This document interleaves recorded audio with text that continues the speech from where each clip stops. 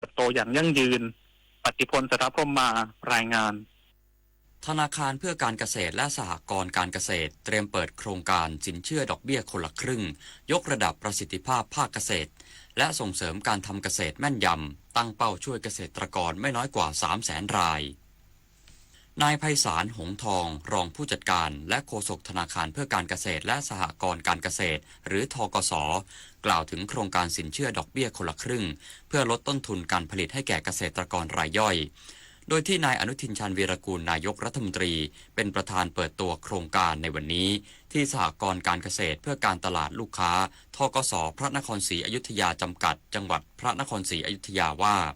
โครงการนี้เป็นส่วนหนึ่งในการขับเคลื่อนนโยบายของรัฐบาลเพื่อยกระดับศักยภาพภาคการเกษตรในการเปลี่ยนผ่านจากเกษตรดั้งเดิมสู่เกษตรแม่นยำมากขึ้นซึ่งมติคณะรัฐมนตรีได้กำหนดกรอบวงเงินไว้ให้ธกส.ร่วมดำเนินการให้สินเชื่อในอัตราดอกเบี้ยผ่อนปรนแก่เกษตรกรวงเงิน 30,000 ล้านบาทระยะเวลา 3 ปีไปจนถึงปี 2572 เปิดโอกาสให้เกษตรกรที่ขึ้นทะเบียนกับภาครัฐและปลูกพืชเศรษฐกิจ 7 ชนิดขอสินเชื่อได้ไม่เกินรายละ 100,000 บาทในอัตราดอกเบี้ยร้อยละ 6หากเกษตรกรต้องใช้ปุ๋ยตามผลวิเคราะห์ดินจะได้รับสิทธิ์ลดอัตราดอกเบี้ยเหลือร้อยละ 3เมื่อชำระหนี้ตามกำหนดเบื้องต้นคาดว่าจะสามารถช่วยเกษตรกรได้ไม่น้อยกว่า 300,000 รายผู้ว่าราชการจังหวัดนราธิวาสขับเคลื่อนแผนยุทธการ 90 วันพิฆาตยาเสพติดเพื่อยกระดับการแก้ไขปัญหาให้ครอบคลุมทุกพื้นที่นายบุญช่วยหอมยามเย็นผู้ว่าราชการจังหวัดนราธิวาสเปิดเผยว่า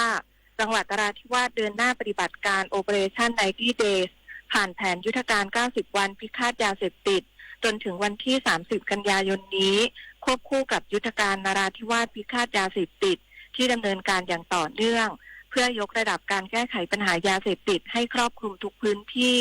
โดยจังหวัดบูรณาการความร่วมมือจากฝ่ายปกครองตำรวจทหารหน่วยงานสาธารณสุของค์กรปกครองส่วนท้องถิ่นผู้นำศาสนาและภาคประชาชนขับเคลื่อนการทำงานเชิงรุกใน3ด้านหลักได้แก่ด้านการป้องกันมุ่งสร้างภูมิคุ้มกันให้ครอบครัวเยาวชนและชุมชนพร้อมส่งเสริมหมู่บ้านและชุมชนสีขาวปลอดยาเสพติดด้านการปราบปรามเพิ่มความเข้มข้นการตั้งจุดตรวจจุดสกัดและขยายผลจับกุมผู้ค้าผู้ลำเลียงและเครือข่ายยาเสพติดตามกฎหมายและด้านการบำบัดฟื้นฟูเร่งคัดกรองและนำผู้เสพเข้าสู่กระบวนการบำบัดรักษาเพื่อให้สามารถกลับมาใช้ชีวิตในสังคมได้อย่างปกติเพื่อคืนความปลอดภัยสร้างความเชื่อมั่นและเสริมสร้างความเข้มแข็งให้กับชุมชนในจังหวัดนราธิวาสอย่างยั่งยืนปพิชานันท์เทพรักษ์สวทนราธิวาสรายงาน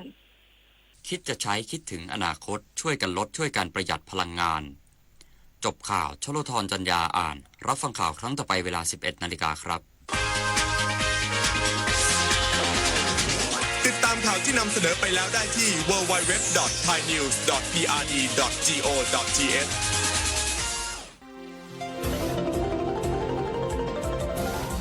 วิทยุแห่งประเทศไทยให้ความรู้คู่ความสุข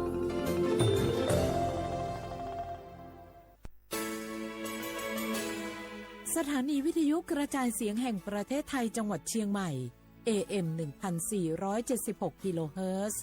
สถานีวิทยุภาคภาษาชาติพันธุ์แห่งเดียวในประเทศไทยที่มีความทันสมัยเชื่อถือได้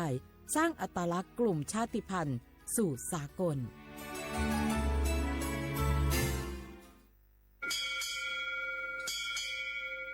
โอโบดะจ้าโอบิชเปอร์เหมือสุงคาก็ว่าย้อซงอุดูธรรมาสถานีวิทยุภาษาชาติพันธุ์แห่งเดียวในประเทศไทยทันสมัยเชื่อถือได้แล้วพบกันที่สวทเชียงใหม่ AM 1476 กิโลเฮิรตซ์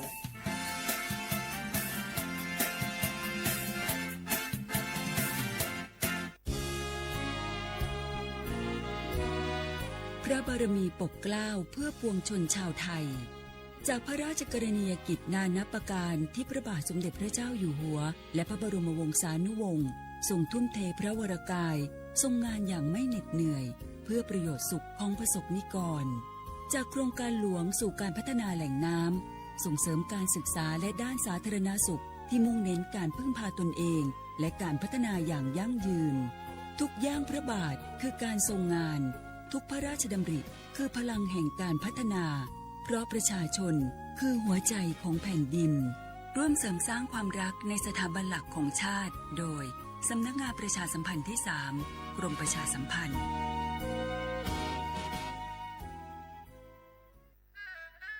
กราบก้มบังคมบาทปิยราชธิดาพระเสด็จสู่ฟ้าปวงประชาร่ำให้ครวญนานาพระกรณียกิจในดวงจิตทวินหวนทุกเราเศร้าในสวงพระคือดวงใจไทยสารคดี แสงเพชรส่องล่าเจ้าฟ้าพัชรกิติยาภา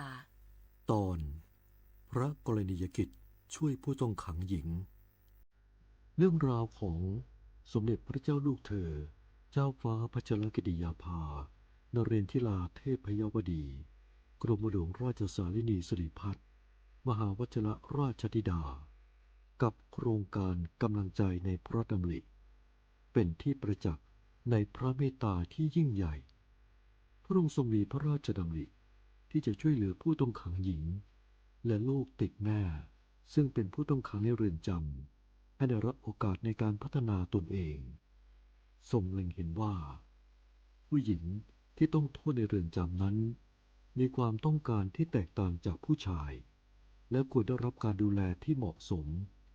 พระองค์ทรงมุ่งมั่นที่จะพัฒนาคุณภาพชีวิตของผู้ต้องขังหญิงให้ได้รับการฝึกอาชีพได้เรียนรู้ทักษะใหม่ๆเพื่อให้พวกเขาสามารถกลับคืนสู่สังคมได้อย่างมีศักดิ์ศรีโดยไม่ถูกตีตราหรือถูกเลือกปฏิบัติทรงเริ่มโครงการต่างๆเช่นการฝึกอาชีพเสริมการจัดอบรมด้านจิตวิทยาและการให้ความรู้ด้านการเลี้ยงดูบุตรซึ่งเป็นการช่วยแก้ปัญหาจากต้นเหตุด้วยความช่วยเหลือและโอกาสที่พระองค์ทรงมอบให้ทำให้ผู้ต้องขังหญิงหลายคนได้กลับตัวเป็นคนดีมีอาชีพสุจริตและกลับไปใช้ชีวิตในสังคมได้อย่างปกติสุขโครงการนี้จึงเป็นสัญลักษณ์ของความเมตตาและโอกาสที่ส่งมอบให้แก่ผู้ที่ทำผิดพลาดไปแล้วแต่ยังคงมีความหวังที่จะกลับมาทำสิ่งดีๆเพื่อตัวเองและสังคมโครงการกำลังใจในพระดำริคือน้ำพระทัยอันยิ่งใหญ่ที่สมเด็จพระเจ้าลูกเธอเจ้าฟ้าพัชรกิติยาภานเรนทิราเทพยวดีกรมหลวงราชสารินีสิริพัฒน์มหาวชิรราชธิดาพระราชทานแก่ผู้ต้องขังหญิงขอให้แสงแห่งความเมตตานี้สถิตอยู่ในความทรงจำของประสบกนิกรไทยตลอดไป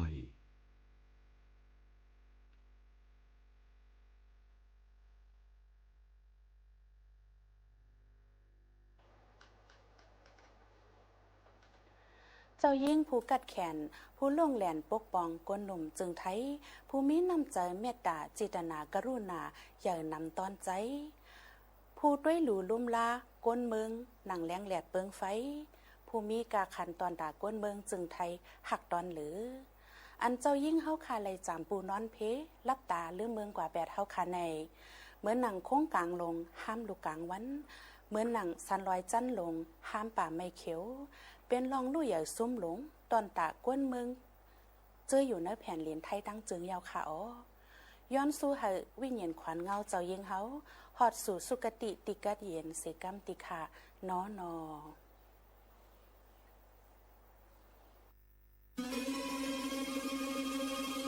ก้าวสำคัญมาถึงแล้วเจียงใหม่นครหลวงของล้านนาสู่การเป็นมรดกโลกต่างวัฒนธรรมขององค์การยูเนสโกเมืองที่ยังมีชีวิตและมีประชาชนอาศัยอยู่ร่วมกันวันที่ 3-8 สิงหาคม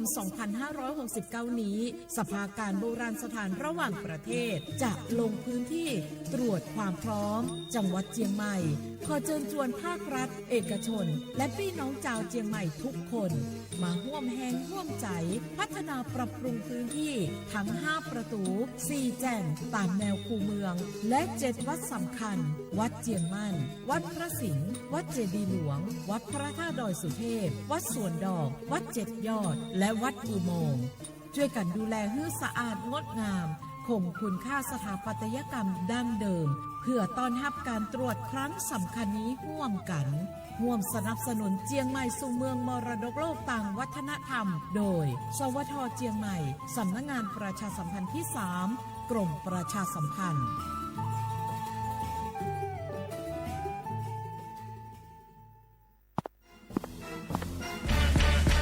แกลองปะกลิ่นหอมเหมือนขนมหวานที่สำคัญไม่เหม็นเอาเปล่าหยุดเลยนะแกรู้ปะว่าในนั้นน่ะนิโคตินเพียบเลยนะนิโคตินในบุหรี่ไฟฟ้ามันทำลายสมองส่วนการเรียนรู้นะแกยิ่งสูบสมาธิยิ่งสั้นความจำก็แย่ลงแถมยังเสี่ยงเป็นโรคปอดอักเสบเฉียบพลันอีกจริงดิแต่ควันมันก็ไม่เหม็นแถมไม่มีกลิ่นติดตัวด้วยโอ๊ยถึงไม่มีกลิ่นติดตัวแต่สารเคมีโลหะหนักเพียบสูบแล้วเหนื่อยง่ายออกกำลังกายหรือซ้อมเต้นแป๊บเดียวก็หอบและเสียสุขภาพหมดอย่าให้บุหรี่ไฟฟ้ามาทำลายอนาคตและสุขภาพของคุณฉลาดเลือกฉลาดใช้ชีวิตไม่ตกเป็นเหยื่อบุหรี่ไฟฟ้าด้วยความปรารถนาดีจากสำนักงานประชาสัมพันธ์ที่ 3 กรมประชาสัมพันธ์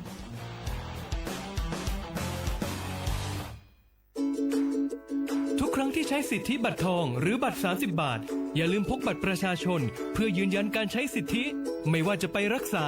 รับบริการป้องกันโรคหรือบริการอื่นๆสำหรับเด็กเล็กที่ยังไม่มีบัตรประชาชนใช้ใบเกิดแสดงคู่กับบัตรประชาชนของผู้ปกครองง่ายสะดวกรักษาได้ทันทีสอบถามเพิ่มเติมได้ที่สายด่วนสปสช1330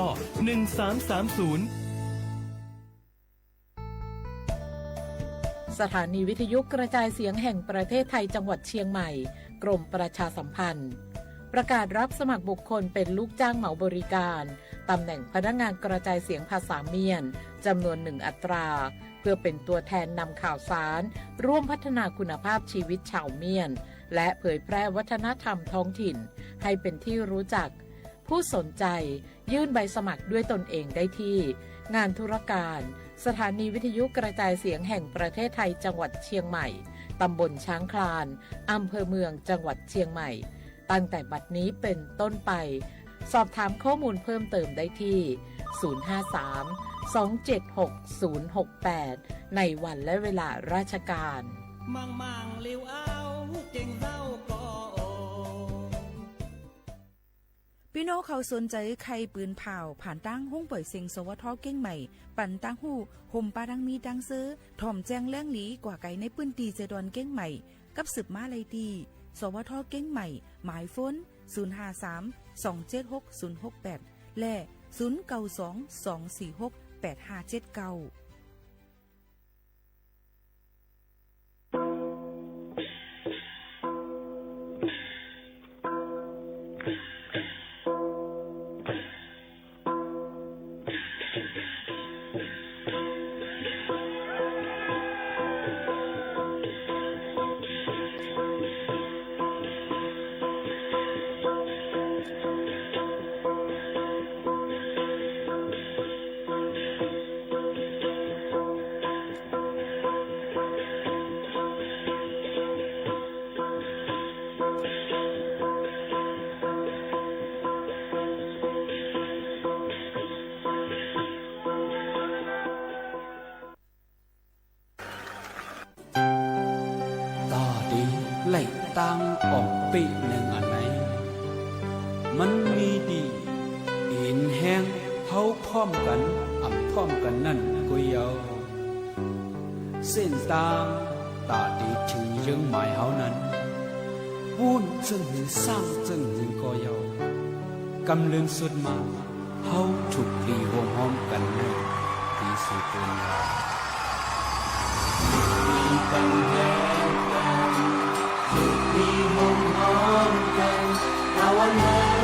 นมีไม่กระทิงกว่านั้นเอาถูกดีห่วงห้อมกัน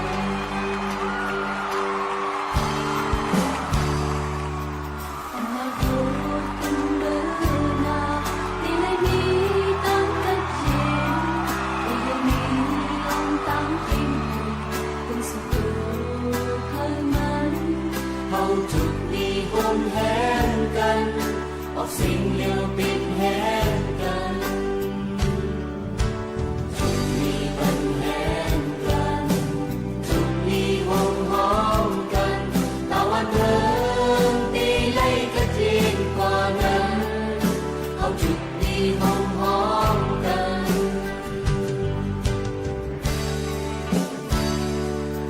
สุดในเฮากะเคิมเป็นตาโกนตามติ๊กติ๊งสังสุเฮาโมเฮ็ดสร้างถึงตามอันสื่อมุมมองเมื่อจุดมีห้องแหงยาวมันจำดีถึงเยอะมาจุดมีปัญแหงกันจุดมีห้องห้องกันตะวันเริ่มตีไล่กระจีนกว่านั้นเอาจุดมีห้องห้องกัน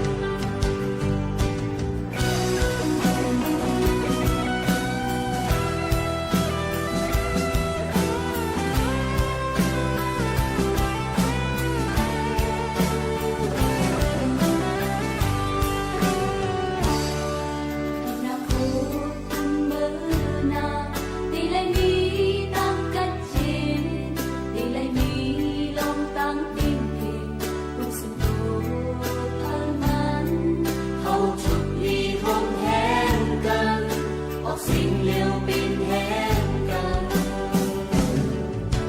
จุดมีปัญแหงกันจุดมีห้องห้องกันตะวันเริ่มตีไล่กระจีนกว่านั้นเอาจุดมีห้องห้องกัน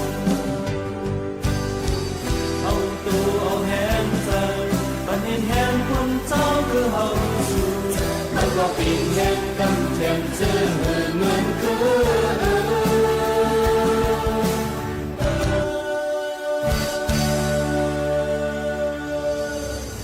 มีปัญแหงกันจุดมีห้องห้องกันตะวันเริ่มตีไล่กระจีนกว่านั้น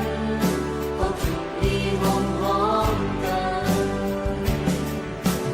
จุดมีปัญแหงกันจุดมีห้องห้องกันตะวันเริ่มตีไล่กระจีนกว่านั้นเอาจุดมีห้องห้องกันสุดเลยเฮากะเคิมเป็นตาโกนตามติ๊กติ๊งสังสุเฮา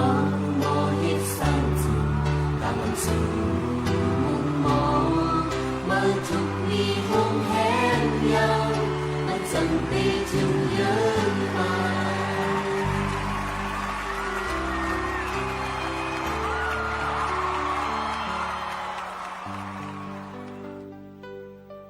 เมื่อซุงค่ะเมื่อซุงพี่น้องพุงยินถ่อมเฮาคาตั้งเซ็งกูก็กูก้นค่ะทบกันตีเนอร์ดอนการห้องปล่อยเสียงสวทเก้งใหม่ AM 147 กิโลเฮิรตซ์ปืนปล่อยเสียงกวนวันพอถึงมาข่าวยาม 10 โมงถึง 11 โมงกลางนึกและกลางค่ำอยู่จอมเขาหมู่เขาโน้นสุภาวันเชื้อสารวินเป็นอ้อยก็อ้อยเสบ่แม่พี่น้องเฮาเขาค่ะอ้อในวันเมื่อในเฮาคาฮบทุบซ้อมกันเสียถึงมาในวันศุกร์ที่3เดือนธันวาคม2เหงปลาย26ปีใต้2แห่ง1ปากปลาย20ปีก็จะ1แห่ง3ปากปลาย88คู่เป็นมาเลือน8หลวง4คำในวันเมื่อในอยู่จอมเขาผู้ปืนเผาและผู้จัดรายการหมู่ข่าวโน้นสุภาวันเชื้อสารวินเป็นอุ้ยก็อุ้ยเซพี่น้องเขาดีวงปล่อยเสียง AM 147 กิโลเฮิรตซ์สถานีวิทยุกระจายเสียงแห่งประเทศไทยจังหวัดเชียงใหม่ปืนปล่อยเสียงจำกันที่ในฮับถอมหลายๆตีหลายตั้งสำว่าพี่น้องเขาเล่นยินถ่อมเหี่ยวเนี่ยก็ให้มีดังซื้อใจกันกูกับกูคนดังหมดดังเสียงเซเนี่ยเอามาฝากตวนถึงพี่น้องเขาอยู่ค่ะอ่อนดังในวันมื้อในก็ยังตึกถูกดีเลยฟังลองข่าวเงาฟิงฟ้าราศีเปิ้นลามขาดไว้ว่าเดี๋ยวมีฝนตกหลายๆพื้นที่ให้ฟังกันไว้ดูลำได้ถึงลองไปอยู่ลีกันลองหลอดเพจอมเสียนดาสายตั้งและที่อยู่ด้านเศร้าเฮาขานั่นให้หลอดเพกันกูก็กูคนเนี่ยส่งถึงพี่น้องเขาให้เล่นยินถ่อมจำกันอยู่ค่ะแทงลองนึงข่าวค่ะมาถ่อมด้วยเกี่ยวกับเลยลองเปิดปันเจอในค่ะเนาะเปิ้นมีปักเปิงหมายมีเกี่ยวกับไปลองพรบเนี่ยค่ะรูล้อมด้วยถึงกลเจ้าคือปืนเมืองในนั้นค่ะกลุ่มชาติพันธุ์เนี่ยค่ะอันนี้ก็เปิ้นก็คึงปองให้สร้างมาในนั้นค่ะพี่น้องเขาก็ได้มีหลายรองหลายอันในนั้นค่ะอำว่าได้เป็นเกี่ยวกับเลยลองว่าลองเฮารูล้อมด้วยถึงลองฟิงแงฟิงทุ้งในนั้นค่ะเอาก็อยู่จอมหนัง อ่องตีเฮาใครอยู่นั่นคือบ่ได้อำวัดไว้หายกว่าลุยลองฟิงไงฟิงทุ่งกำลังตั้งจ่าจึมจึงหนังไหนนั่นอันนี้ก็คัดเจอเอามาฝากตวนจุถึงพี่น้องเขาและยังเต็มมีเทียงหลายลองหลายอันค่ะที่เปิ้นคึงปองให้สร้างนั่นในค่ะเนาะซึ่งหือก็หลีค่ะพี่น้องเขาอันเปิ้นเตเจอมานั่นในก็สิมีอีสังพองหลาในนั่นมาถ่อมจ้อมกันดีในเทียงซึ่งไหนค่ะเนาะพี่น้องเขาค่ะมันก็ได้มีค่ะพี่น้องเขาค่ะเกี่ยวก็ไปลองหลุล้อมได้ถึงลองศูนย์ในศูนย์เป็นลองเป็นก้นเฮาค่ะเอามาดีอยู่จ้อมหนังฟิงไงฟิงทุ่งอันแปลกเปิงกันก็ยาวเปิ้นก็หลุล้อมได้ถึงกันมีศูนย์เนี่ยค่ะรักษาแป้งซิมแมทแป้งซิมและสืบปืนแพลองฟิงไงฟิงทุ่งของตูเจ้าเก่านั่นคือมันบ่ได้อำหงอำหายนั่นในนั่นค่ะพี่น้องเขาค่ะโยก็ลองจัดการลองการเรียนการสอนในนั่นค่ะจ้อมหนังฟิงไงฟิงทุ่งและภาษาความลาดจ้อมหนังปืนเมืองอันมีนั่นในค่ะพี่น้องเขาหรือเสนั่นก็ยังรู้ล้อมตุ้ยถึงเกี่ยวกับเลยลองสภาวะฟิงตื้นเป็นหิมหอมเฮาค่ะนะคะนั่นคือบ่ได้ป่นเปลี่ยนกว่านั่นในค่ะเนาะโยก็มีสุนเลยเจอลองอยู่สร้างกินเศร้าจ้อมหนังฟิงไงฟิงทุ่งตู่เจ้าเก่าโยก็เฮ็ดให้ตู่เจ้าเก่านั่นมีปืนตีอองตีเลยลองตั้งมันกึ้มในนั่นค่ะยังได้มีสุนตอนแต่ได้เข้าถึงตั้งกินตั้งย่ำอันดีมันเป็นพ่อนหลีดอนตาก้นเจ้าคือเขาขานั่นจอมแทงรู้ก่อนในนั่นค่ะพี่น้องเขาก็ได้เลยหันว่าเจ้าคืออันนั้นก็พรบชาติพันธุ์อันว่านั้นมันก็ได้มีชาติพันธุ์อันว่านั้นเปิ้นได้ป่องว่าถึงว่าอีสังลาเนี่ยมันก็ป่องว่าเป็นจุ้มก้นอันที่มีฟิงไงฟิงทุ่งห่มกันเนี่ยนั่นค่ะลองความละตั้งจ๋ามีเหมือนกันเนี่ยนั่นค่ะเลยลองหยุ่มย้ำเจอสายหักเงาก็เป็นปู่มอนคิงนายเขามีมานั่นสิเป็นเอาว่าได้เป็นลูกจุ้มอันเจ้าคือเจ้าคือน้ำห้านอันอยู่ในเมืองจึงไทยในเสไหนค่ะโยก็ตอบว่าถึงจุ้มอันเป็นเจ้าคือดีใหญ่ที่สุดในนั่นค่ะยังเต็มมีแทงเมืองนังว่าพี่น้องเคพี่น้องม่อนพี่น้องอาขาพี่น้องกะเหลียงเขาจะไม่ตั้งนำตั้งหลายนั่นขนาดเนาะเพราะเดี๋ยวมาโดยเจ้าคือในเมืองจึงไทยนั่นก็เต็มมีเหมือนนังว่ากลุ่มชาติพันธุ์บนพื้นที่สูงไหนค่ะโยก็เต็มมีกลุ่มชาติพันธุ์ในเถินเดี๋ยวมีจุ้มเจ้าเขื่อนเป็นปืนตีลาบในนั้นค่ะเนาะปืนตีในก็เดี๋ยวมีแทงจอมหนังหิมผังน้ำจังที่ไหนก็มีป้าเนี่ยค่ะก็ตั้งหมดตีมีเจอคือสัญชาติไทยก็ได้มีอยู่400,000ปลายจังที่ไหนค่ะเนาะอันนี้ก็สืบมาอยู่ยามาตะเหลียวก็ได้มีมานำเตอร์หรือเสในแทงลองตั้งเจอไหนก็ปนดูล้อมด้วยถึงลองศูนย์ในศูนย์เป็นพี่น้องเจ้าคือเขาเดี๋ยวมีทางตั้งนำตั้งหลายตีคัดเจอเอามาต่อแต่แค่นี้ฝากตอนจู้ถึงป่อแม่ปีน้องๆเขาแทงรู้ก่อนนะคะอ่อนกันเลือกใจกันก่อน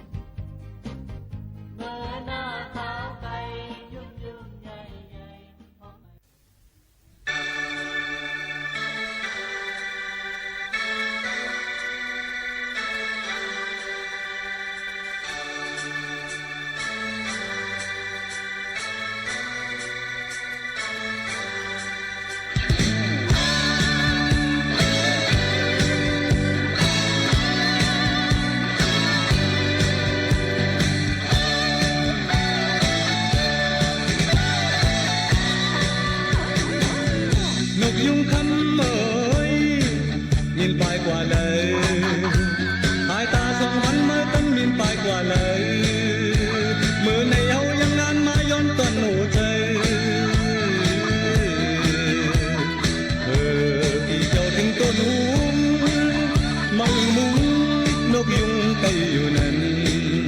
อำหันกันเจอใจเฮาที่ไล่จนหาสังวันลูกไปอยู่เมืองไทยก็ใจดีจนเอาฉันว่าไปเขาถึงดิดซึกหายใจดีจนหาอำปันมันนอนมือดีนกมีสิย้อนคืนกยุงคำเอ่ยมินปลายกว่าเลยสายตาสองวันมือตั้งมินปลายกว่าเลยมือในเอายังงานมาย้อนตัวหนูเธอ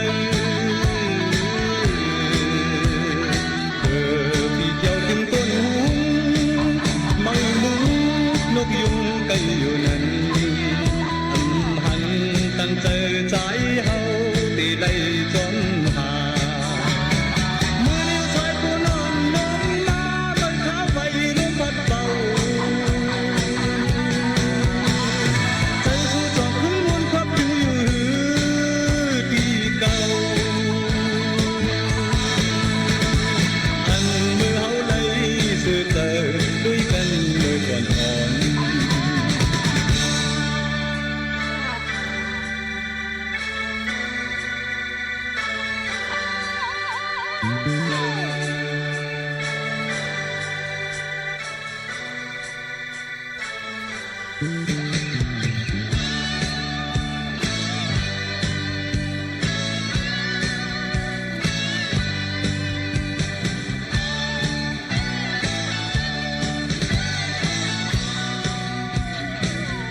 นกยุงคำเอ่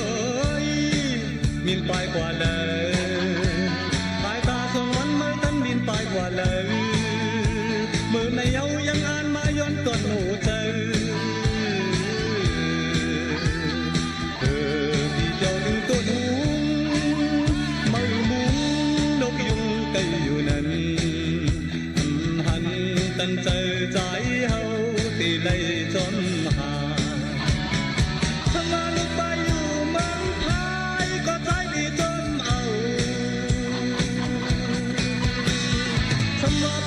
ถึงดึกซึกหายใจดีจนหาอันปันมันลอดมือดีนกดีเสียนคือนกยุงคำเอ่ยมินปลายกว่าเลยสายตาสองวันมือตั้งมินปลายกว่าเลยมือในเยายังงานมาย้อนตัวหนูเจอ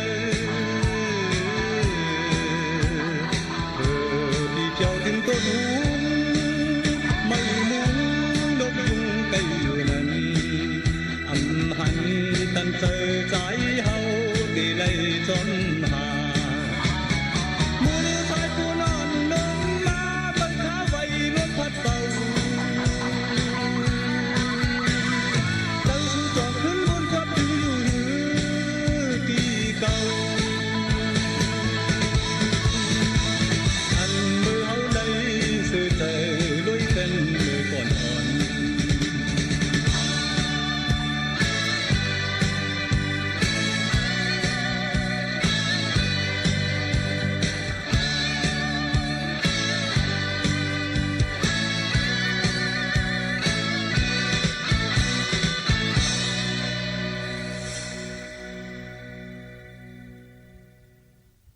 อ๋อค่ะเลยยินถ่อมเพ่งความกันเดียวในซึ้งขึ้นมาถ่อมด้วยตั้งหูน้ำตั้งหันกวางอันกาวักมหาลัยแลใส่เจอเอามาฝากปันปอแม่พี่น้องผู้ถ่อมเซ็งได้เฮาเขาในนั่นค่ะอ้อ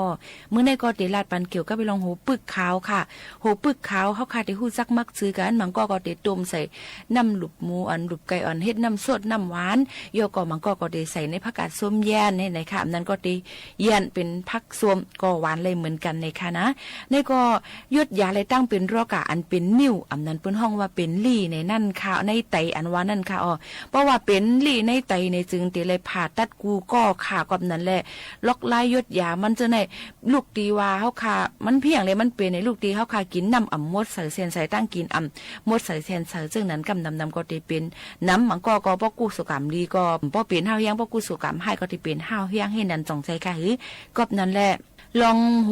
ปึก ขาวอันว่านั้นมันเตลดย้อมให้ลี่อันนั้นก็นิ้วอันเฮาขามีอยู่ฉะนั้นเตลดย้อมลงมาก็นั่นแหละเตได้ใจโหปึกนั่นล้างให้หมดใส่เส้นใส่ปอกปึกมันยาวก็เฮ็ดเป็นเอามีดมาซอยเป็นแผ่นมางๆ10แผ่นเอากระเจไว้ในน้ำผึ้ง12ชั่วโมงไว้นั่นก็เอามากินค่ะกินตั้งน้ำผึ้งและโหปึกขาวนั่นเฮาหมดจอมกันกำเหลียวป้อมมดแล้วก็เฮ็ดกินเที่ยงเจ้าหนังไหนค่ะแล้วก็รู้เลยรู้รวมตัวถึงเมื่อคากะภายอ่อนนั้นก็กันตัวค่ะมือเฮาคายเยียวนั่นค่ะนะมือใหม่ๆมันเตมีลองขุนๆออกมาดองใจค่ะไหวมามันก็เตใสมาเฮ็ดจังหนังไหนค่ะเอากอบนั้นแหละมันเป็นลอกลายยดยาอันนำในเซงกะคันใหญ่เต้ๆวาๆนี่เอามาฝากปันพ่อแม่พี่น้องเขาเจ้าหนังไหนค่ะนะให้ป่องใจกันเสยก็ให้ดูลมด้วยถึงเฮ็ดจำด้วยค่ะจ่องมันเป็นพ่นลีไล่เฮ็ดไหนนั่นขนาดอันนี้ก็เป็นทางหนึ่งล็อกไล่เอามาฝากดวนจุถึงป่อแม่พี่น้องเขาทางหนึ่งอันในค่ะทางอันหนึ่งค่ะล็อกไล่ไปอยู่ลีเฮาคาเกาหลีล็อกไล่แล้วรวมด้วยถึงเน็บมือเน็บตีนเฮาคาเจ้าในเกาหลีล็อกไล่ยอดยามีหลายรองหลายอันค่ะก็เจมี่เหมือนหนังว่าเฮาคาเป็นกับเน็บตีนเน็บมือมันอมน้องจังไหนต้องใช้ไข่ตรงนั้นก็กับเน็บตีนเน็บมือเฮาคาก้อยฮักง่ายจังหนังเนี่ยมีหมอกจอมเน็บตีนเน็บมือในบางก็เปิ้นว่ามีหมอกน้ำมีฮักแคมนั่นเนี่ยใจค่ะเฮาคาเป็นอีสังในเฮาคามาจ้ำถ่อมจ้ำตัวค่ะนะอันนี้ก็เอามาฝากปันพี่น้องเขาเกี่ยวกับลองกับเน็บตีนกับเน็บมือเน็บตีนเน็บมือห่างลีก็เป็นหมอกลาดถึงว่าป้ายอยู่ลีเฮาคานั่นมันเต็มทนลีแล้วก็หมอกลาดถึงว่าเฮาคารวมด้วยถึงป้ายอยู่ลีตัวคิงเฮาคาโมดใส่แสนใส่ลูกก่อนเนี่ยค่ะก้อยกาเพราะว่าเฮาคาเป็นกับเน็บตีนเน็บมือค่ะบ่ลีก็มันครบมันอมนองจังได๋เตเลยเฮ็ดจังหือในเพราะว่ามีกับเน็บตีนเน็บมือมันอมนองในลอกลายยุดยามันก็เตเป็นค่ะก็เตเฮ็ดจังหือลีล่ะในก็เตเลยเอาเกลือใส่ในน้ำอุ่นขึ้นเอาตีนเฮาค่ะเจไว้ค่ะในก็เตเป็นพ่อนหลีนะคะหรือเสนั่นก็เฮาค่ะก็เจตีนเจมือไว้ในน้ำอุ่นใส่ลอกเกลืออีกนึงเสใส่เกลือ1จ้ออ่อนอีกนึงต่อบ่น้ำ1ลิตรนะคะ1วัน4ปอก1ปอกใน30วันเน็ตในก็ติเฮ็ดได้อันเจ็บอันเกิดมันนั้นลดยอมลงมาไว้เสเฮาค่ะเจตีนล่างตีนเฮาค่ะมุดใส่เส้นใส่ยาวในจึงเอานุ่นกุยอันจับใส่น้ำยาคาเจออีกเสเอาวางไว้เนื้ออันกับเน็บตีนในมือค่ะอันมันเป็นห้อยเจ็บแย่นั่นเฮเอาไว้ใต้จังนั้นค่ะเนาะยก็ติมันก็ติเฮ็ดได้อันเจ็บอันแสบเพราะคันนั้นลดยอมลงมาไหลเฮ็ดจังหนังไหนค่ะแท่งอันนึงค่ะเพราะว่ากับเน็บตีนเน็บมือมันเป็นซ่าเป็นเชื้อราในนั่นขนาดเนาะกำนำก็ได้เป็นกากค่ะแคนดิดาที่กับเน็บตีนเน็บมือเฮาคาไหลจังหนังนั้นในจึงมันก็ติหมดใส่เส้นใส่เพราะเป็นจังนั้นในเฮาก็ติมีลอกลายยดยามันไหลจังหือหล่าในนั่นขนาดเนาะก็ติไหลรวมด้วยถึงให้กินน้ำหมักไหม้ให้หลีแล้วก็กินโถบล็อกโคลี่ผักกูลองกูอันมีสีเขียวสีเหลืองจังหนังในค่ะแล้วก็เลยกินปลาจอมอันมีกรดโอเมก้า3ในนั้นค่ะเอามากินปันมันก็ติเป็นพ่อนหลีไหลในค่ะกับเน็บสิกง่ายติเลยเฮ็ดซึ่งคือล่ะก็บอกว่าขาดวิตามินและแร่ธาตุแฮอันขาดสารวิตามินโปรตีนฉะนั้นในจังเฮ็ดได้กับเน็บตินในมือค่ะฮักง่ายอันบ่แคมแลบก็นั้นถูกเลยกินปันอันมีแคลเซียมน้ำเหมือนหนังปลาตัวเล็กๆเยก็เข้าอันอำเลยคัดสีให้มันนั่นโถปึกแข็งผักกัดลุงจังไหนค่ะถูกเลยกินปันนั่นขนาดเนาะแล้วก็วิตามินเอจังไหนก็รูล้อมด้วยถึงเนินหนังเฮาค่ะเฮิงมันป้อเต็มทนไหลจังหนังไหนแล้วก็เลยกินปันโถโหปึกเลี้ยงโหใช้เท่านั่นขนาดถูกเลยกินปันจ้อมแล้วก็เลยกินปันอันมีทัดเล็กจ้อมไหนค่ะก็ดีเป็นตั้งกินอันน้ำปังลายพ่อวิตามินหลายๆวิตามินนั่นค่ะเนาะแล้วก็เข้ากับจังไหนก็ถูกเลยกินปันเตรวมด้วยถึงกับเน็บตีนเน็บมือเฮาค่ะไหลเหมือนกันไหนค่ะเที่ยงอันนึงเดมีอันเม็ดขาวๆอ่อนจ้อมกับเน็บตีนเน็บมือเฮาค่ะมันก็ว่าสุกุสุกรรมดิ่มใจค่ะเป็นก้นขาดสารอาหารเหมือนหนังเล็กสังกะสีนั่นขนาดวิตามิน B จังหนังไหนค่ะก็นั้นแหละอันตั้งกินอันเตรูล้อมด้วยถึงเนื้อหนังเฮาค่ะมันหลีจังนั้นก็ได้เป็นตั้งกินอันลูกตีนน้ำตั้งกินปางลายในคณะยก็ตั้งกินอันดีโถเขียวจังหนังไหนค่ะผักหมี่ฮ้อถูกเลยได้กินปันให้เจ้าหนังในคณะอันนี้ก็เอาเป็นปืนหูตั้งหันเอามาฝากดวนจุถึงพี่น้องเขาให้ได้ยินถ่อมจ้อมกันเจ้าหนังในยุ่มยำว่าที่เป็นพ่อลีต่อพี่น้องเขาอยู่ว่าเจ้าหนังในค่ะสืบลือใจถ่อมด้วยเพียงความเสขึ้นสืบถ่อมด้วยตั้งหูนำตั้งหันกว้างอันเอามาฝากปันพี่น้องเขาก่อนที่เป็นลองสั่งหลายๆสืบเงี้ยถ่อมด้วยค่ะ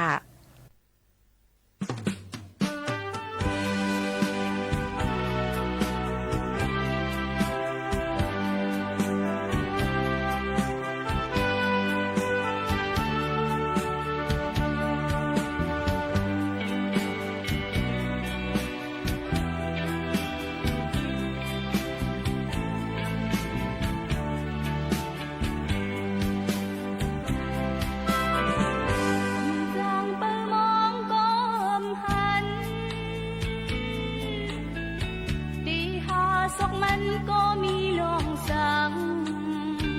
นกบินออกขอคือดีขึ้นปอ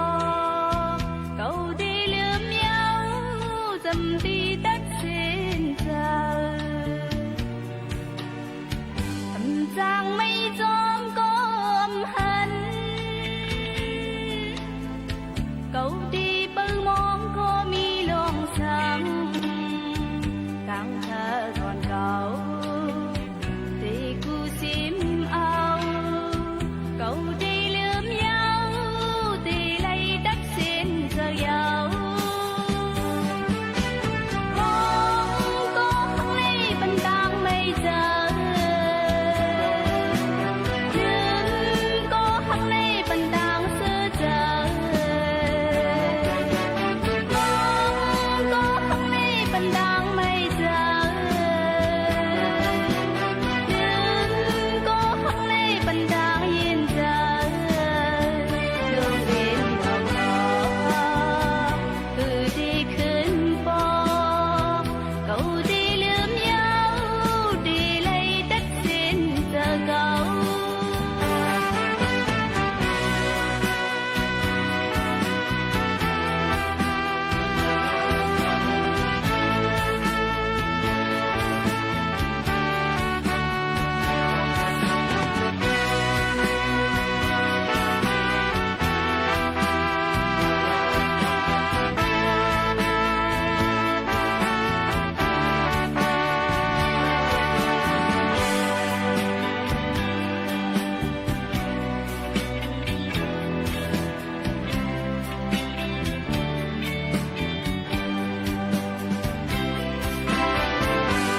จางเปิ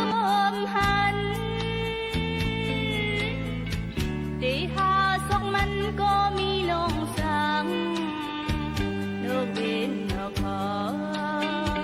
คือดีขึ้นปอเก่าดีลืมเยาจำดีตัดสินใจทำจางไม่จอมก้มหันเก่าดีเปิงมองก็มีลองสังดังหาก่อนเก่าที่กูซิมเอาเก่าดีลืมเยาดีเลยตัดสินจะเยามองก็ข้างในบันดังไม่เจอยืนก็ข้างในบันดังเสื้อเจอมองก็ข้างในบันดังไม่เจอยืนก็ข้างในบันดังยินเจอดวงเด่นออกมาคือดีขึ้นปอเก่าดีลืมเยาดีเลยตัดสินจะเก่า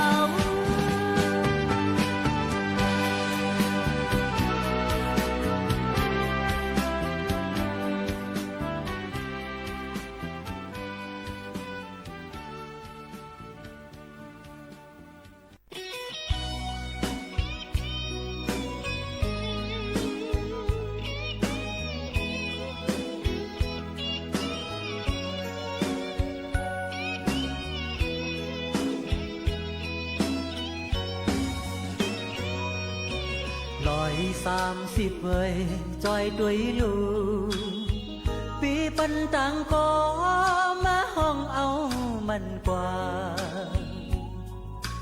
เอาเงาหักผมต้มไว้ปัน ลูกหญิงอ่อนเมอ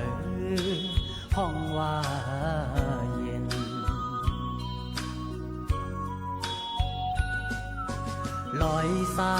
130เวยลาดมันลูยันลายปากลา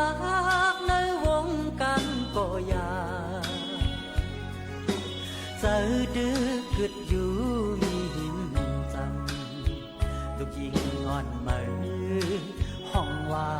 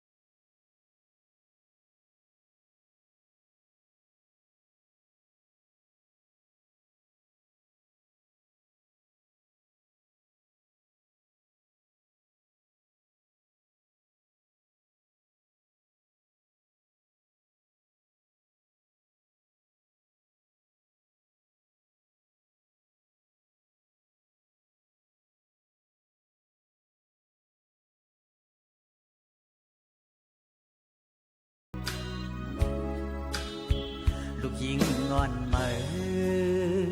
ห้องว่าเย็น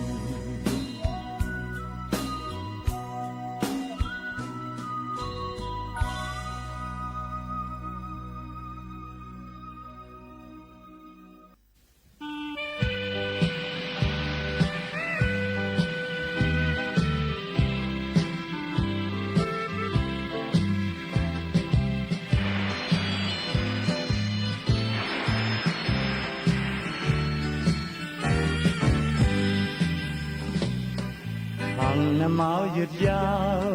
ลับตาก็หันสู่มึงตาก็หันน้องป้าเที่ยงเตรียมตีอันเฮาไกลไล่หอดถึงซ้อมกันเกิดที่เหลียวผาดกว่าหึงเยาห่างลงน้ำเมาก็โตสั่งมาหาขึ้นถึงตันเจ้าตันลาจากก็เฮลีตีเสื้อน้องจอให้ขึ้นทุบจอกินข้าวห่อตองนางเอ้ยยามเดียวขึ้นมาตุยลือเป็นยิ่งคอคมน้ำเมากินพังที่เฮาสั่งกันอำหันว่าต่างเลยอยู่จอมพันก็ถือมีเสียงได้แต่เสียลายที่เฮามักหมายกึดแต่ภายหลังภาพยามไกลกันมุ่งตัวเลยหันที่เฮาลือห่มอกหามก็อยู่อันเฮาห้องเป็นเศร้าเหินหานั้นออกยอดเมยเลย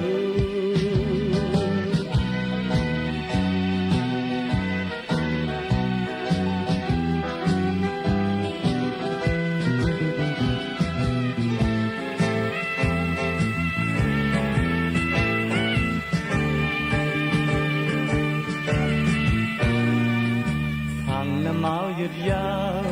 ลับตาก็หันสู่มึงตาก็หันน้องป้าเที่ยงเสียนดีอันเฮาไกลไล่หอดถึง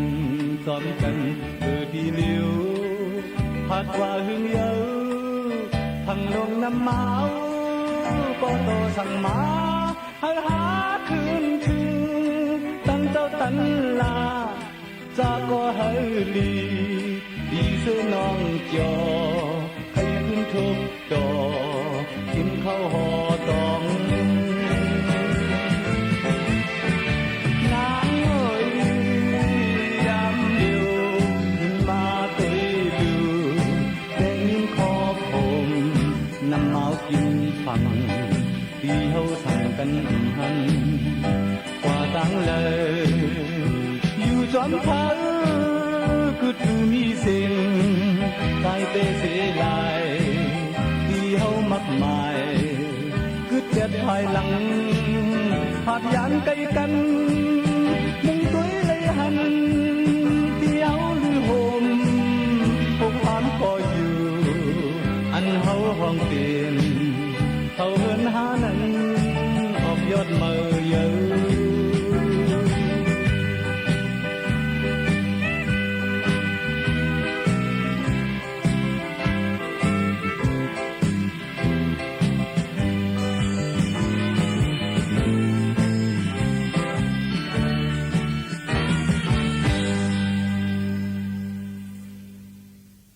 เอาขากำไรมาถ่อมด้วยเอามาในปรับหู้ออกป้ายวนเนี่ยค่ะไรมาดีบีคำอิงเอามาฝากปันก็เตรียมเป็นวันเลี้ยงเตรียมไว้ว่าซึ่งหนังไหนค่ะหังเฮียนเอามาฝากตอนจุถึงปอแม่พี่น้องเขาขึ้นหมักล้างเลยป้าหมักมงไข่มดส้มกอให้ไรกินไหนค่ะอ้อน้ำไหลแลน้ำน้องอันอ่ำมีหู้ออกกอจางเป็นน้ำหวยน้ำหังสั่งออกปุ้นล้วนเหลือจางแหงแตกขับเป็ดนั่นก็สังป้ายวนมีหูออกจางเปลี่ยนป้ายวนกวางสีหาหูออกมันพิษเปิงนำเลือกว่าจึงเพราะว่าจัดปานจางแหงหายตายกว่าหลายหลอกอยู่นั่นเย้าในค่ะสังเป็นน้ำหองใกล้ไหลอยู่นั่นมีหูออกตั้งออกเตไหลกว่าไหลในจึงจางเป็นน้ำหวยน้ำหางแปดนังนั้นเย้าค่ะน้ำนองกอเมินในหนังเก่าป้อมีหูออกจึงจางเป็นคือกว้ายกว่ากุ้ยตอนน้ำหมออันใจอยู่กูวันนั่นตั้งเลยล่างออกแปดอยู่เป็นมือเป็นปอก ใครเนื่องไหนแต่ป้ายวนก้นก็ถูกลีมีหูออกปันอยู่นั่นขณะป้ออ่ำใกล้วนขึงหาหูออกมันจึงป้ายวนใกล้แหล่ข้าง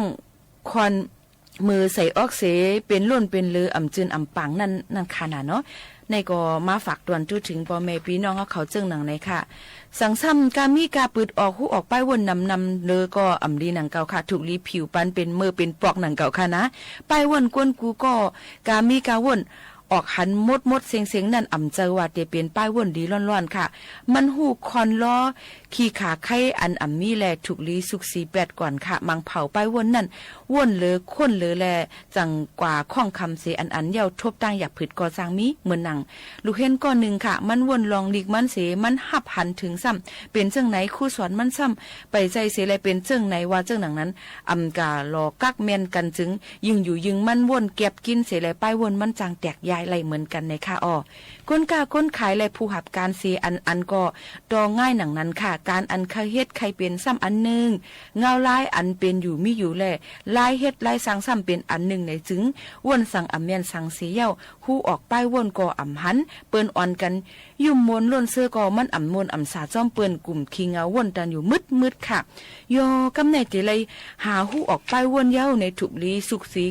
กอกล่างปันออกอ๋อป้อเตจึนจ่างปางเชอลีนั่นกำนำแต่ก็เดกว่ามังเล่าสุยาเลียนเปอร์เสหาตั้งออกค่ะหนังว่ามาแสรีผิวเป็ดเป็นมือเป็นปอกก้อยเสตาสังซ้ำดับเอาหูออกไปวนมันล้นเลือกว่าจึงเตสุกยุงง่ายหนังย่าหังนกหมวยเตหันเสียงเนื้อมันเสนั่น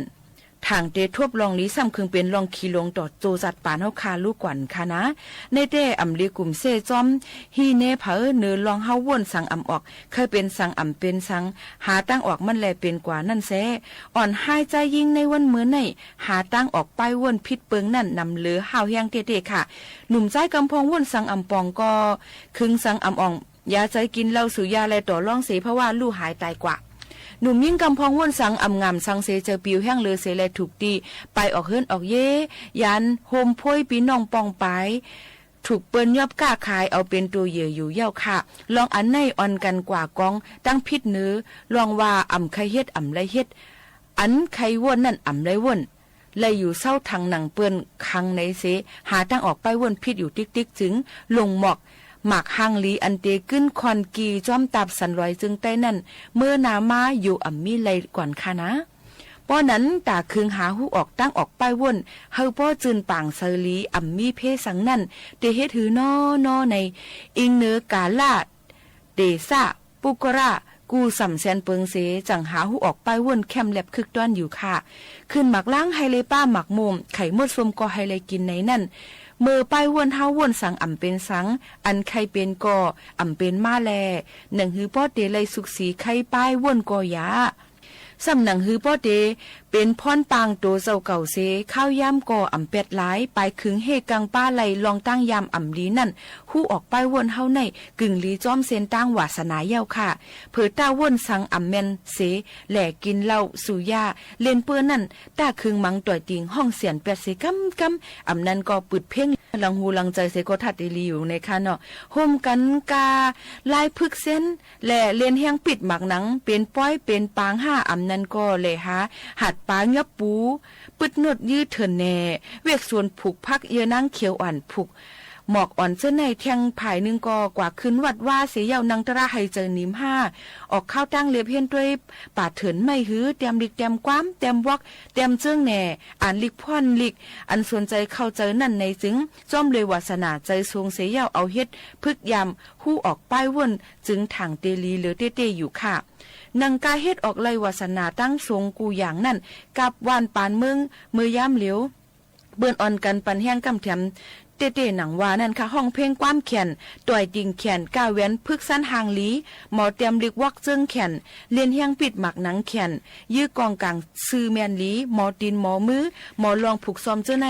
ปีน้องใต้เฮาคาปันแห้งนำเลือมาเต้ๆผู้ปันแห้งเลือต้วนมาเสตาผู้คัดเจอคงออกเฮ็ดเป็นนั่นตึกเกเอมังไว้อยู่ค่ะน้ำไหลแลน้ำน้องอันอ่ำมีหูออกกอจังเป็นน้ำหวยน้ำหังสังออกป้นล้วนเหลือจังแหกแตกขาบเป็ดนั่นกวนเฮาก็สังป้ายว่นอ่ำมีหูออกจัง เปลี่ยนป้ายว่นกวางเสหาหูออกมันพิษเปิงนำเลือกว่าจึงเพราะว่าจัดปานจางแหงหายตายกว่าหลายๆหลอกๆอยู่เย้าค่ะเฮยก้นหนุ่มเฮาคากูก็และพี่น้องเจ้าคือเจอหักษาน้ำลินหินผาเมืองไต้ตั้งเสียงโจข้าวว่นสังอำออกสังอันเคยเฮ็ดเคยเปลี่ยนไปงามแม่นกันนั่นเฮามอหาหันหูออกป้ายว่นถูกแม่นลีเซกัมในค่ะอันนี้ก็เตรียมแต่มือวันที่10 January 2007ในเอามาในปรับหูออกป้ายว่นแหละปองความเจอยามเตรียมเนื้อสายเปลี่ยนในวันเลี้ยงก็เตรียมขึ้นเอามาคนไขต่อไต่ไข่ในปันปอเมพี่น้องเขาแหละยินโจมผู้เตรียมพื้นลิกกัดแขนโรงเรียนแหละเอาเฮาคาเลยมาปืนออกปันพี่น้องเขาให้เลยงินถ่อมจ้อมกันเจิงหนังไหนยุ่มยำว่าที่เป็นพ่อลีต่อพี่น้องเขาอยู่อ่ำห้างค่ะเฮาคาเลยมาโฮมมาทบกันเสแลยุ่มยำว่าที่เป็นพ่อลีตอนตาปอแม่พี่น้องเฮาเขากูก็กูก้นตั้งมดตั้งสิ่ง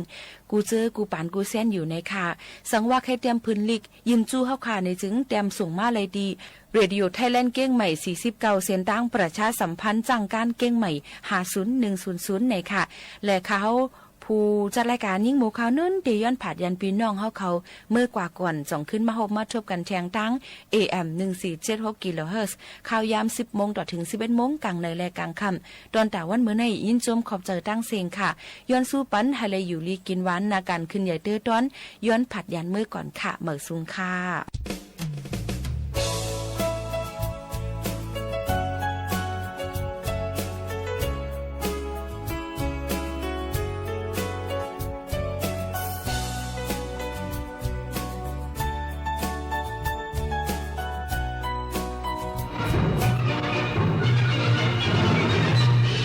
สถานีวิทยุกระจายเสียงแห่งประเทศไทยและเครือข่ายทั่วประเทศเสนอข่าวต้นชั่วโมง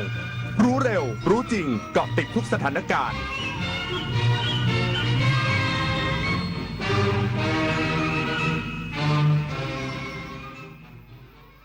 รับฟังข่าวต้นชั่วโมง 11 นาฬิกากับชลธรจันยาครับกระทรวงเกษตรและสหกรณ์ร่วมกับกระทรวงพาณิชย์เร่งแก้ปัญหาโคเนื้อราคาตกต่ำเพื่อช่วยเหลือเกษตรกร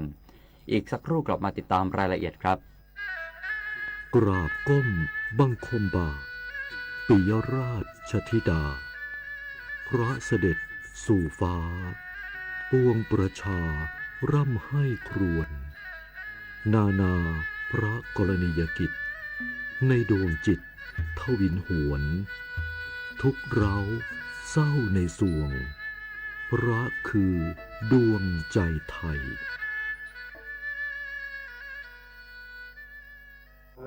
ที่ลืมบ่อยๆอย่าเพิ่งชะล่าใจลืมของเป็นครั้งคราวนั่นเรื่องธรรมดาแต่ถ้าเริ่มลืมเหตุการณ์